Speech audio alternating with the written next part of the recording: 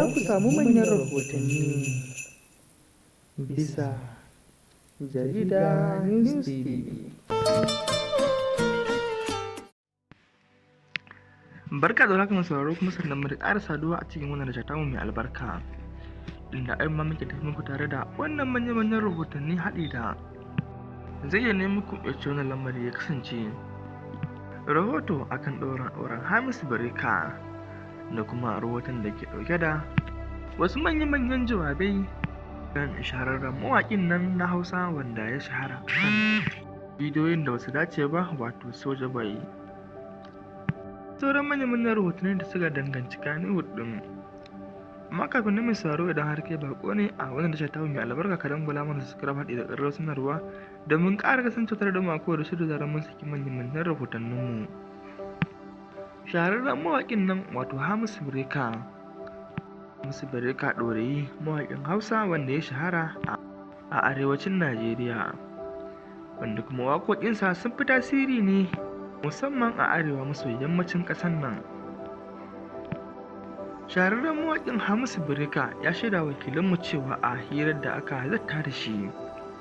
da aka dandaɓe shi wajen maganar aure, ya ce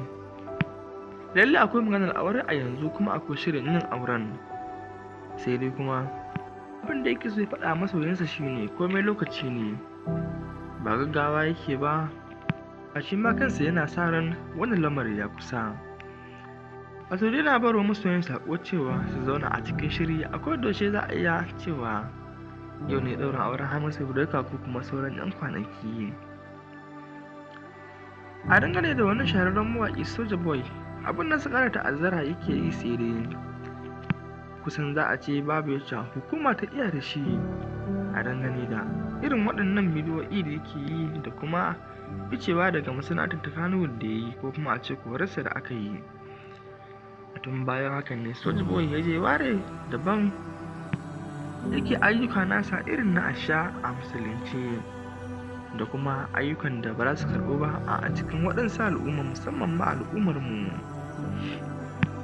Umar Soja Boy wanda mawaƙi ne ya fara shahara a arewacin Najeriya, da wasu ayyukansa waɗanda